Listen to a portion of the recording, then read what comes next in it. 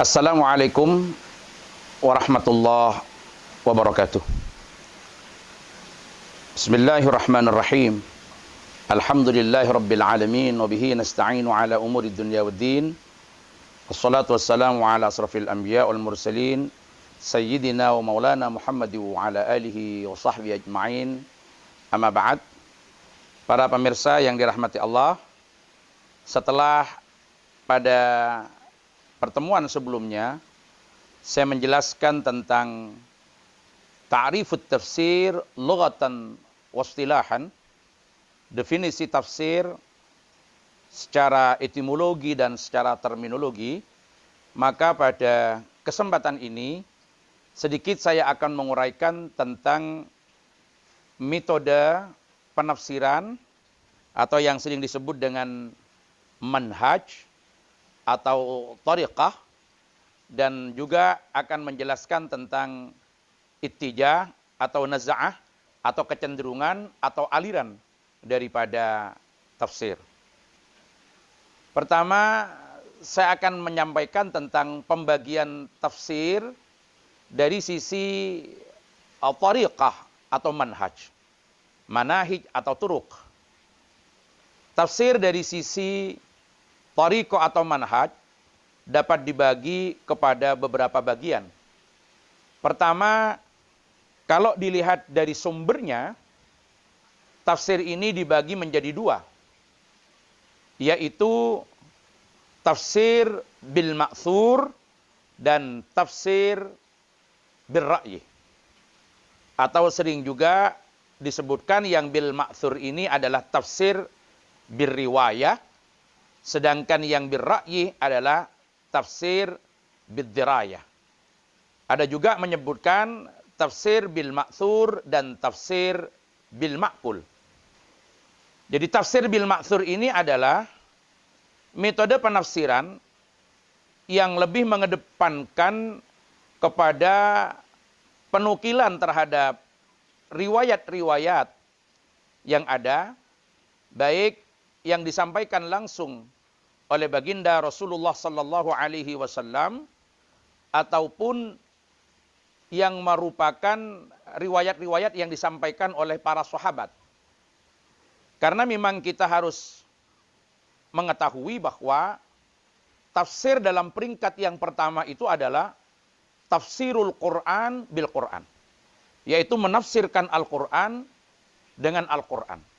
Sebagaimana diungkapkan oleh Al-Imam Asy-Syatibi rahmatullah ta'ala alaihi, Al-Qur'anu kalamun wahid yufassiru ba'duha ba'da.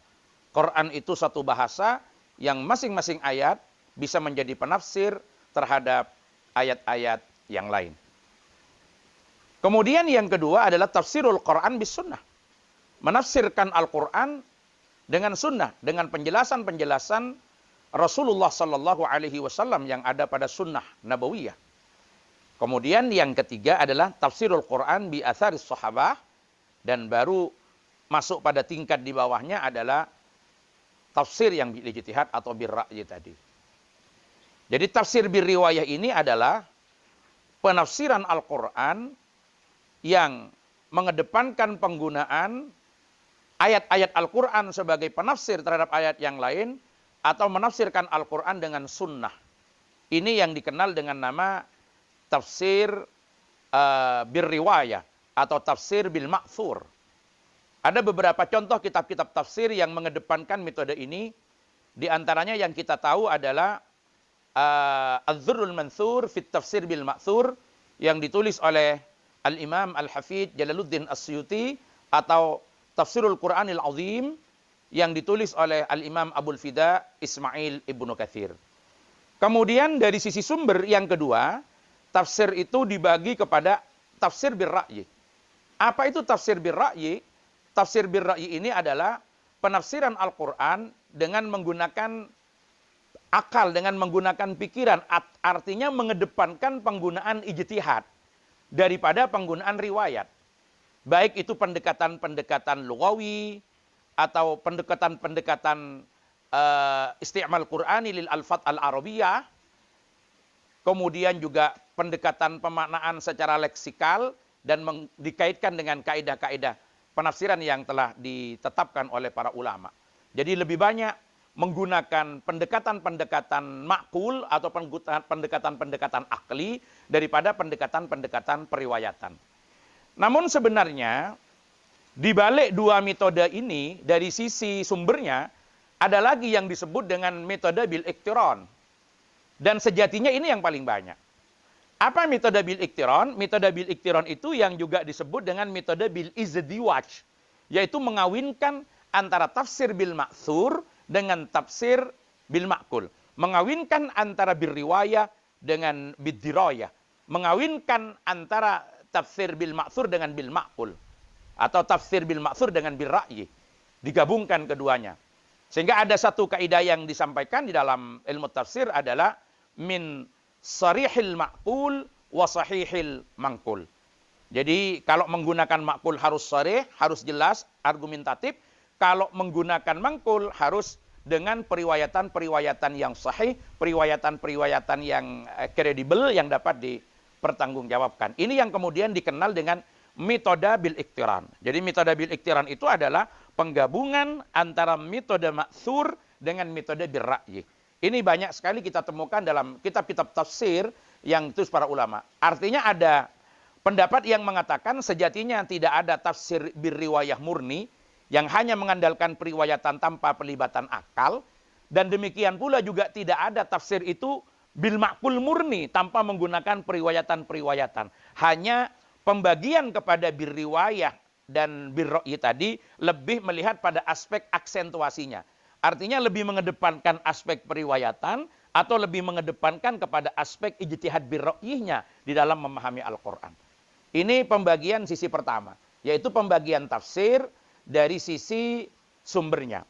Kemudian yang kedua, tafsir juga dibagi dari cara penjelasannya kepada dua bagian. Dari cara penjelasannya, tafsir itu dibagi menjadi dua. Yang pertama adalah bayani, kemudian yang kedua adalah muqaran. Jadi apa itu bayani? Penjelasan tafsir secara analitis. Penjelasan tafsir secara deskriptif. Itu menjelaskan pengertian daripada maksud firman-firman Allah dalam Al-Quran dengan menggunakan narasi-narasi yang disampaikan oleh para mufassir dengan penggabungan berbagai disiplin keilmuan. Tetapi dijelaskan ayat per ayat itu langsung kepada pengertian kosakatanya, penjelasan mujmalnya, kemudian syarah dan bayannya, itu kemudian yang dikedepankan. Sementara yang muqaran itu dikenal dengan metode perbandingan. Jadi bukan sekedar pada aspek deskriptif daripada penjelasan maksud firman-firman Allah, tetapi membandingkan antara ayat yang satu dengan ayat yang lain yang memiliki kesamaan atau kedekatan penggunaan lafaz di dalam Al-Quran. Atau metode muqaran ini juga dimaksudkan untuk membandingkan penafsiran yang satu dengan penafsiran yang lain kepada ayat yang sama. Jadi satu ayat ditafsirkan oleh mufassir A demikian, ditafsirkan oleh mufassir B demikian. Ini juga masuk kepada tafsir muqaranah. Banyak tafsir muqaranah ini, diantaranya yang pernah saya tulis, itu dengan pendekatan muqaran ini adalah tafsir ayat-ayat imamah misalkan. Atau tafsir ayat-ayat wilayah. Ayat-ayat yang dikualifikasikan sebagai ayat-ayat imamah. Menurut siapa? Studi perbandingan antara tafsir Ahlus Sunnah dengan tafsir Syiah Imamiyah Itsna Asyariyah. Nah, di situ membandingkan penafsiran ulama-ulama Sunni dan penafsiran ulama-ulama Syi'i pada satu ayat yang sama. Dengan kita melakukan perbandingan-perbandingan secara proporsional. Walaupun dalam muqaran ini ada lagi tambahannya. Jadi tidak sekedar muqaranah tapi sekaligus taqobuliyah. Jadi komparatif konstruktif. Jadi kita membandingkan antara satu ayat dalam perspektif Ahlus Sunnah dan dalam perspektif Syiah. Kita bandingkan secara proporsional. Misalkan kita ambil 7 dari kitab-kitab tafsir Sunni dan 7 dari kitab tafsir-tafsir Syi'i misalkan. Atau kita membandingkan antara aliran yang satu dengan aliran yang lain. Misalkan ketika membahas tentang masalah kebebasan manusia di dalam berkasab atau keterbatasan manusia dalam berkasab. Artinya ketika kita membahas tentang teori kasab, di antara beberapa ayat-ayat seperti wa ma tasyauna illa ayyasha Allah rabbul alamin wa ma ramaita idz ramaita walakinnallaha rama innallaha khalaqakum wa ma ta'malun.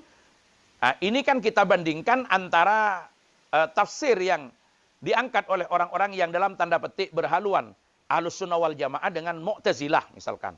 Atau kalau kita temukan data-datanya, kita angkat antara pandangan-pandangan mufassir yang berhaluan Qadariyah dengan berhaluan Jabariyah tentang teori kasab. Nah, ini disebut dengan tafsir dengan metode muqaranah, yaitu membandingkan. Jadi perbandingan itu bisa membandingkan antara satu ayat dengan ayat yang lain yang memiliki kedekatan lafaz yang digunakan di dalam ayat-ayat tertentu,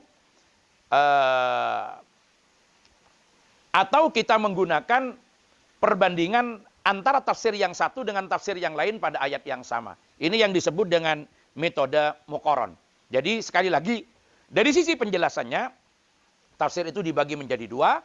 Yang pertama adalah tafsir metode bayani, yang kedua adalah metode muqaran. Kemudian tafsir dari sisi keluasan bahasanya. Ini juga dibagi menjadi dua. Yang pertama adalah tafsir ijmali, dan yang kedua adalah tafsir itnabi. Apa itu tafsir ijmali? Tafsir yang pembahasannya secara global, yang pembahasannya itu secara ringkas. Di antaranya yang masuk dalam ini adalah tafsir Jalalain, misalkan itu masuk kategori ijmali. Atau tafsir Al-Quran wa Bayan, atau Tanwirul Mikbas min tafsir Ibni Abbas. Ini yang tafsir-tafsir yang ijmali, yang kategorinya itu antara ayat-ayat Al-Quran dengan tafsirnya itu juga hampir imbang gitu. Hampir imbang atau lebih banyak tafsirnya sedikit. Ini masuk kategori tafsir ijmali.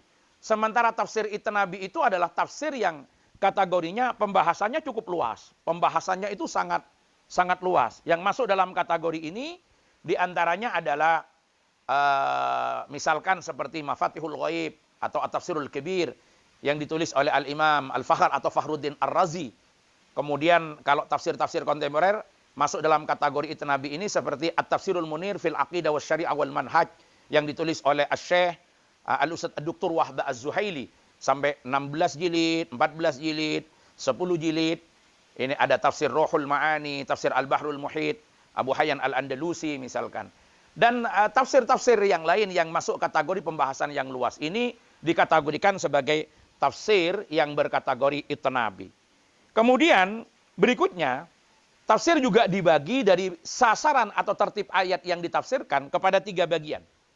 Yang pertama tahlili, kemudian yang kedua adalah maudhu'i, dan yang ketiga adalah nuzuli. Tafsir tahlili ini adalah tafsir deskriptif analitik. Jadi penjelasannya dari awal mushaf sampai ke akhir mushaf, dari surah Al-Baqarah sampai surah An-Nas.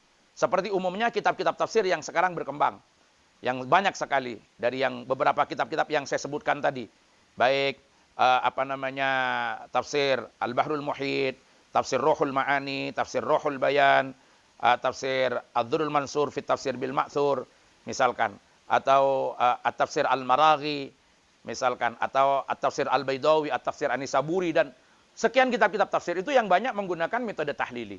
Kemudian yang kedua adalah metode maudhu'i. Nah, metode maudhu'i ini adalah menafsirkan Al-Quran tidak diurut dari awal sampai akhir, tetapi hanya dibahas per topik. Artinya membahas Al-Quran itu berdasarkan pada tema-tema yang telah dipilih.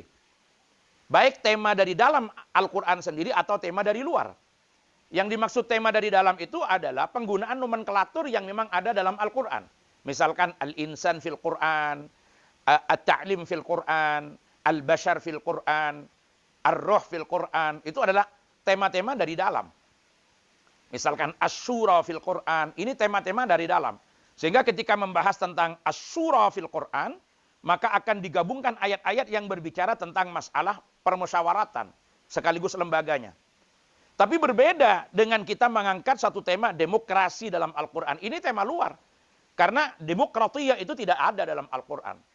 Tapi yang ada adalah prinsip-prinsip yang ada dicarikan kemudian ayat-ayat Al-Quran yang membicarakan tentang persoalan itu. ekonomi dalam Al-Quran, kemudian pokoknya yang menggunakan tema-tema dari bahasa yang nomenklaturnya tidak disebutkan dari Al-Quran. Jadi kalau sekarang membahas tentang apa misalkan, pandemi dalam Al-Quran misalkan. Karena kata pandemi ini kan tidak dikenal dalam Al-Quran, tetapi banyak ayat-ayat yang berbicara tentang hal-hal yang bersifat yang seperti itu. Misalkan kita akan mengangkat tema-tema yang sekarang ini, tema-tema yang berkembang sekarang ini. Kemudian kita kaji dari perspektif Al-Quran. Itu nanti masuk kepada kategori tafsir maudhu'i, yang kemudian sudah memiliki langkah-langkah dan aturan-aturan main sendiri. Di antaranya menghimpun ayat-ayat Al-Quran yang berbicara pada topik yang sama, kemudian diurutkan ayat-ayat Al-Quran berdasarkan tertib nuzulnya, setelah itu dibedah, dikaji, ditafsirkan, dan dicari dalalah secara utuh dari sekian ayat itu terkait dengan tema-tema yang dimaksud. Misalkan tema keterbukaan, tema lingkungan hidup dalam Al-Quran, tema HAM dalam Al-Quran, tema kebebasan dalam Al-Quran, atau kebebasan beragama dalam perspektif Al-Quran. Maka yang dicari adalah ayat-ayat yang berbicara tentang kebebasan beragama. Ini tema luar. Karena istilah kebebasan beragama tidak ada dalam Al-Quran, tetapi yang ada di situ adalah tidak adanya paksaan, la ikraha fiddin, qad tabayyana ar-rusydu minal ghayy. Misalkan, walau syaa rabbuka la amana man fil ardi kulluhum jami'a afa anta tukrihun nasa hatta yakunu mu'minin. Ini kan tema-tema yang terkait dengan masalah kebebasan beragama dalam Al-Quran. Atau mungkin tema-tema seperti pluralisme dalam Al-Quran. Ini yang dimaksud dengan tema luar. Tema luar. Nah, ini yang dikenal dengan istilah tafsir maudhu'i. Kemudian yang ketiga, yang terakhir adalah tafsir nuzuli. Apa itu tafsir nuzuli? Tafsir yang pembahasannya dimulai daripada ayat yang pertama diturunkan sampai terakhir diturunkan. Ini ada satu kitab tafsir yang bernama At-Tafsirul Hadis yang ditulis oleh Izzah Darwazah. Itu mengkaji Al-Quran dimulai dari Al-Alaq. Iqra' bismi rabbikal ladzi khalaq. Khalaqal insana min 'alaq, iqra' wa rabbukal akram alladzi 'allama bil qalam, 'allamal insana ma lam ya'lam. Ini yang dikenal dengan metode nuzuli, yaitu menafsirkan ayat-ayat Al-Qur'an berdasarkan tertib nuzulnya, tidak berdasarkan urut-urutan Al-Qur'an yang terdapat di dalam mushaf Al-Qur'an. Nah, ini pembagian Al-Qur'an didasarkan kepada pembagian Al-Qur'an didasarkan kepada urut-urutan atau sasaran tertib ayat yang ditafsirkan. Selanjutnya yang akan dibahas di sini adalah naz'ah, ittijah, atau kecenderungan atau aliran di dalam tafsir. Kalau kita lihat terhadap naz'ah dan ittijah, maka banyak sekali kecenderungan-kecenderungan dari para mufassir yang kemudian memberi corak, memberi corak atau terhadap tafsir Al-Quran itu. Yang pertama, ada yang dikenal dengan istilah tafsir lughawi adabi, yaitu tafsir yang lebih menitik beratkan pembahasannya kepada pendekatan kebahasaan. Contoh yang masuk dalam kategori ini adalah Al-Kasyaf an Haqa'iqit Ta'wil yang ditulis oleh Az-Zamakhsyari. Jadi Al-Kasyaf an Haqa'iqit Ta'wil ini masuk kategori lughawi adabi. Kemudian banyak tafsir-tafsir yang bernuansa hanya pada pendekatan-pendekatan lafadz di sini. Termasuk juga yang sering disebutkan adalah tafsir Jalalain itu lebih pada pendekatan lughawi adabi. Artinya tidak banyak uraian-uraiannya. Di satu sisi dia juga masuk pada kategori ijmali dari keluasan bahasannya. Karena termasuk kategori global dan sedikit penjelasannya dan hampir sama dengan ayat-ayat Al-Quran yang ditafsirkan. Antara tafsirnya dengan ayatnya itu hampir imbang, maka di situ masuk pada kategori ijmali. Dari sisi karakter pembahasannya masuk pada kategori lughawi adabi. Termasuk tafsir Al-Quran Syarah wa Bayan. Itu juga yang masuk pada kategori tafsir adabi dan lughawi. Kemudian berikutnya ada corak atau yang dikenal dengan nama tafsir fiqhi atau tafsir ahkam. Jadi tafsir fikih atau tafsir ahkam ini adalah tafsir yang lebih mengedepankan kepada pembahasan persoalan hukum. Pada pertemuan sebelumnya ketika menjelaskan tentang definisi tafsir, saya sempat mengutip ayat Al-Baqarah 183 tentang kewajiban puasa. Maka tatkala pendekatannya adalah pendekatan tafsir fikih atau tafsir ahkam, maka yang diurai adalah hukum-hukum yang terkait dengan persoalan puasa yang diangkat. Ini banyak contohnya, ada tafsir ahkamul Quran yang ditulis oleh Al-Jassas dan ahkamul Quran yang ditulis oleh Ibnu Arabi. Itu juga tafsir yang lebih menitik beratkan kepada pembahasan-pembahasan hukum. Di antaranya adalah Al-Jami' li Ahkamil Quran yang ditulis oleh Abu Isa Al-Qurtubi. Jadi ketika membahas satu ayat, maka yang lebih dikedepankan untuk diangkat adalah aspek atau dimensi hukum yang terdapat pada ayat-ayat tersebut. Ini lebih dikedepankan daripada pembahasan-pembahasan pada dimensi sosial, pada dimensi kesusastraan bahasa, dan lain sebagainya. Ini yang kemudian dikenal dengan nama tafsir ahkam. Tafsir yang beraksentuasi pembahasannya kepada ayat-ayat Al-Quran yang berdimensi hukum, dan itu yang lebih dikedepankan untuk kemudian dibahas dan dikaji secara mendalam. Ini yang kemudian dikenal dengan tafsir fiqhi atau tafsir ahkam. Kemudian yang ketiga ada lagi namanya tafsir sufi dan tafsir isyari. Yaitu mencari sesuatu makna yang metafisik, mencari satu makna yang tersirat dari sesuatu yang tersurat, makna filosofinya atau makna isyarinya. Jadi makna isyari dan makna filosofi yang lebih dikedepankan dalam pembahasan itu. Di antaranya yang dapat kita lihat adalah ketika pembahasan tentang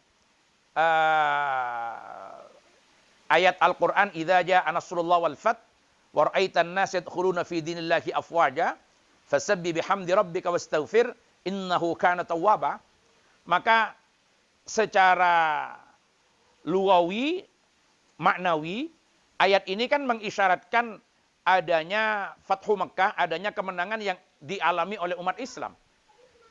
Yang dialami oleh umat Islam di mana banyak orang-orang yang sangat bergembira dengan kemenangan Islam yang telah dicapai, sehingga bisa menundukkan Madinah Al-Munawwarah, Makkah Al-Mukarramah. Dan ada kebebasan dari para pengikut Rasulullah yang ada di Madinah untuk masuk ke Mekah melaksanakan ibadah haji. Dan orang-orang berbondong-bondong masuk Islam. Ini adalah kabar gembira. Tetapi ayat ini dipahami lain, diantaranya oleh Sayyidina Abu Bakar As-Siddiq. Sayyidina Abu Bakar As-Siddiq ketika membaca ayat ini, tidak segembira para sahabat-sahabat yang lain yang memandang dari pemaknaan secara pengertian lugawi dan maknawi daripada ayat ini. Abu Bakar As-Siddiq justru kemudian merasa bersedih dengan turunnya ayat ini. Kenapa? Kalau sudah Fathu Makkah terjadi, kemenangan Islam sudah di depan mata, maka ini bertanda akan berakhirnya tugas risalah, penyampaian risalah oleh Rasulullah SAW.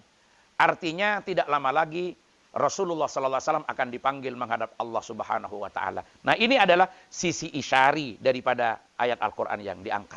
Ini yang kemudian tafsir-tafsir yang seperti ini dikenal dengan istilah tafsir isyari.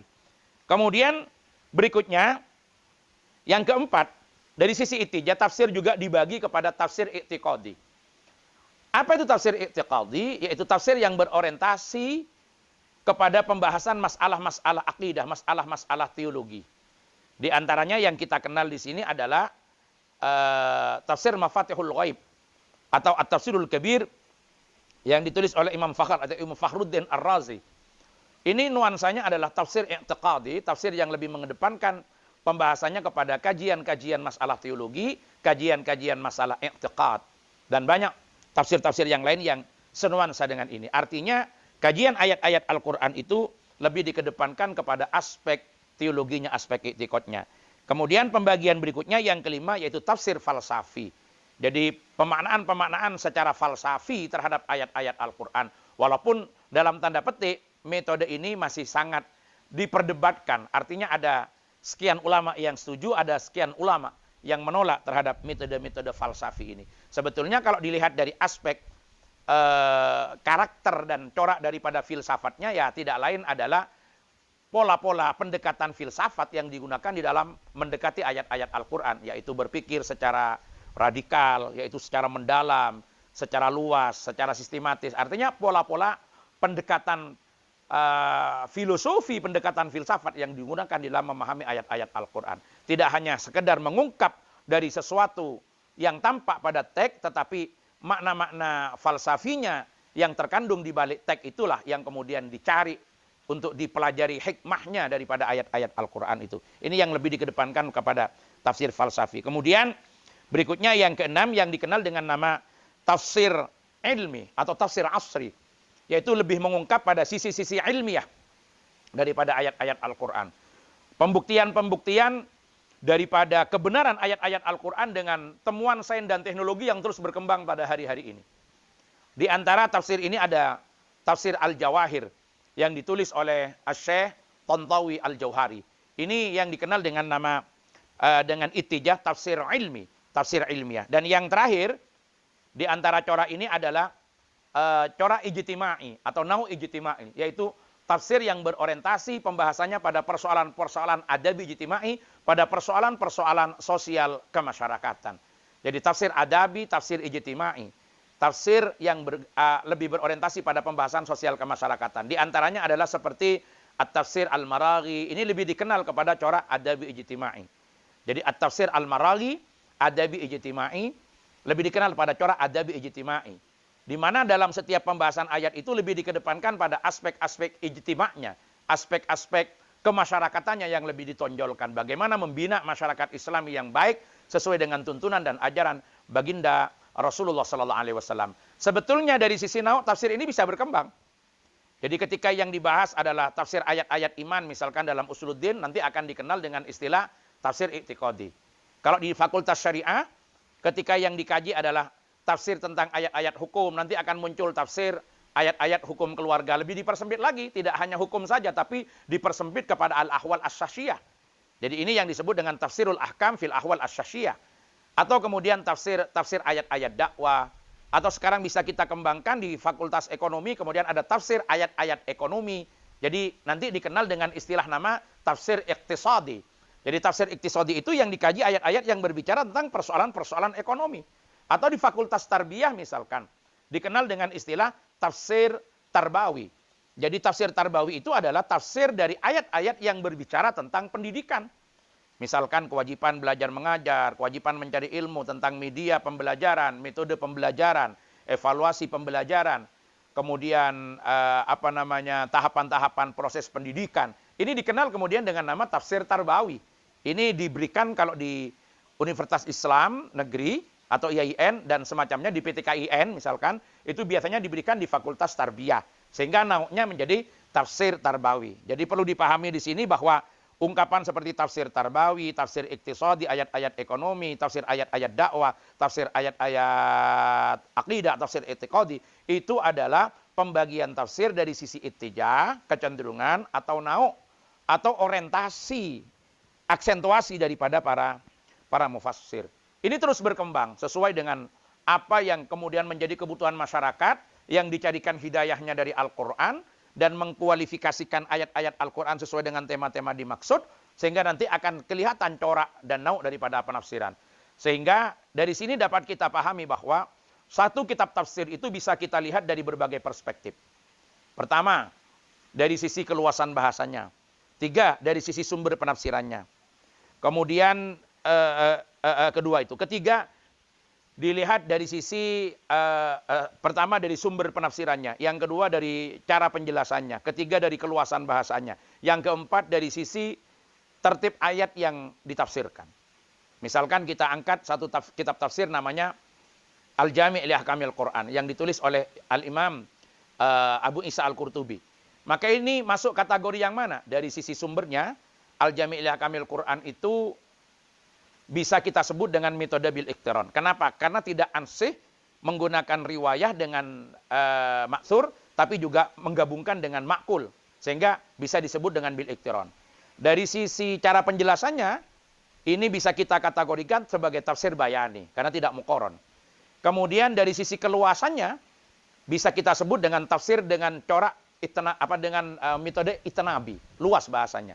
Dari sisi tertib ayat yang ditafsirkan, maka kita sebutkan tafsir ini adalah tafsir tahlili. Kemudian dari sisi ittijahnya, maka Al-Jami' li Ahkamil Quran bisa kita kualifikasikan sebagai tafsir dengan bercorak hukum atau tafsir ahkam. Seperti ini. Jadi satu kitab tafsir bisa kita lihat dari berbagai perspektif ini. Atau kita ambil Misalkan kitab apa namanya Al-Kasyaf an Haqaiqit Ta'wil. Dari sisi aksentuasinya ini lugawi adabi. Dari sisi keluasannya itu nabi. Dari sisi sumbernya bil ma'qul atau bil ra'yi. Dari sisi cara penjelasannya yaitu bayani. Dari sisi tertib ayatnya yaitu tahlili, seperti itu. Atau kitab tafsir apa yang akan kita analisa sama dengan menggunakan pendekatan pembagian metoda dengan naz'ah atau ittijah yang ada dalam kitab-kitab tafsir. Nah, saya kira ini tambahan penjelasan tentang thariqah, manhaj, dan naz'ah, ittijah, dan aliran daripada penafsiran, sehingga dari sekedar gambaran singkat ini dapat kita gunakan sebagai pisau analisis mengkaji kitab-kitab tafsir. Jadi kita ketemu dengan satu kitab tafsir ini dari keluasan bahasanya masuk mana, dari sisi sumbernya masuk mana, dari metode penjelasannya masuk mana, dari sisi ittijah dan kecenderungannya masuk mana. Sehingga dari sini dapat kita kaji kitab-kitab tafsir. Atau kita mendapatkan mata kuliah di perkuliahan kita, di PTKIN misalkan, atau di PTKIS, di Perguruan Tinggi Keagamaan Islam. Oh ini kok ada tafsir Tarbawi, berarti itu yang diambil adalah dari sisi ittijahnya. Tafsir dari sisi ittijahnya atau alirannya, atau kecenderungannya adalah ayat-ayat yang berbicara tentang pendidikan. Kok ini ada tafsir ahkam, kok ini ada tafsir iktisadi. Dari situ kita sudah bisa mengetahui ini berada pada posisi yang mana. Demikian beberapa penjelasan saya pada kesempatan ini, nanti akan kita sambung pada pertemuan berikutnya. Wassalamualaikum warahmatullahi wabarakatuh.